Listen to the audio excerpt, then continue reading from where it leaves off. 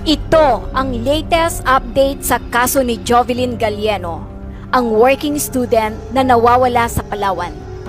Ito pala ang dahilan kung bakit nagpositibo ang di umano'y bungo at kalansay ng nawawalang dalaga na si Jovelyn Gallieno. Kamakailan lang ay naglabas na ng partial DNA test result ang NBI Manila ng di umano'y bungo at kalansay ni Jovelyn Gallieno.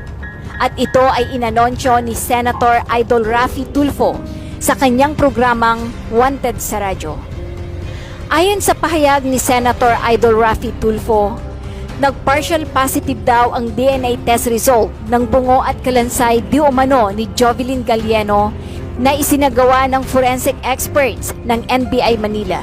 Subalit maraming sumusubaybay na netizens sa kaso ni Jovelyn Gallieno ang di pa rin kumbinsido di umano sa inilabas na DNA test result na isinagawa ng PNP at NBI. At isa na nga dito ay ang matapang na news anchorman ng Ambiguous radio station na si Sir Tommy Abile. Ipinahayag at ipinaliwanag ni Sir Tommy Abile kung bakit nagpositibo ang resulta ng DNA test ng bungo at kalansay di umano ni Jovelyn Gallieno.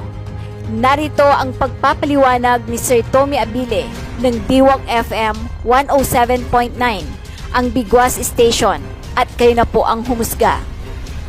Magandang umaga, Sir Tommy. Concern lang po, pwede po ba ipacheck ang boto kung ilang taon na?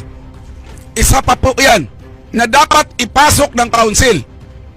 Dahil maraming nakakaalam at expert sa boto, malalaman kung ilang taon na ang bangkay na yan. Bigwas! Ito. Good morning po, Sir Tommy. Bakit po nagpositive ang DNA test? Okay, ganito. Tamang tanong para papasok doon sa topic natin. At bakit sinabi ni Raffy Tulfo na partial? Kasi ganito po yun. Ang investigation ng NBI, babatay mo na yan doon sa DNA ng PNP. Babatay mo na yan doon. Dadalhin sa NBI, uriin nila uli yan. O magkatugma ngayon. Dahil yung report at yung ginawa ng PNP at ng ginawa ng NBI, pareho magtutugma. Di ba? Ibig sabihin, pag ganon, ay nagtutugma. Nag-over mode ata ako.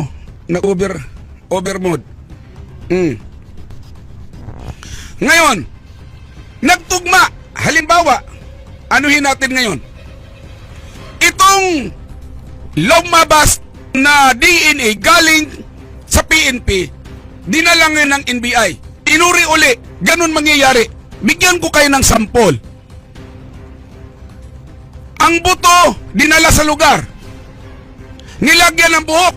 Nilagyan kung ano-ano.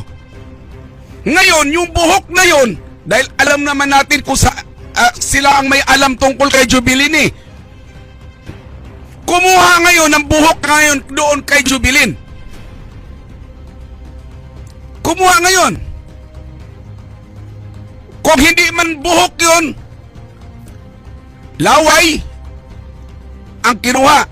Ay kaawak nila si Jovelyn. Kukuha ngayon sa nanay. Natural. Mag-positive yun. Sa kanila na nga talaga, masasabi kagad 99%. Yun ang pinagbabatayan ngayon na nag-positive. Kaya nga, hindi nyo ba naintindihan yung sabi ni Raffy Tulfo? Partial. Sa partial test result, para bang partial count ng Comelec. Ganon ba? Yun. Partial result. Lumabas doon, 99% positive. Pero may binanggit siyang partial. Ibig sabihin,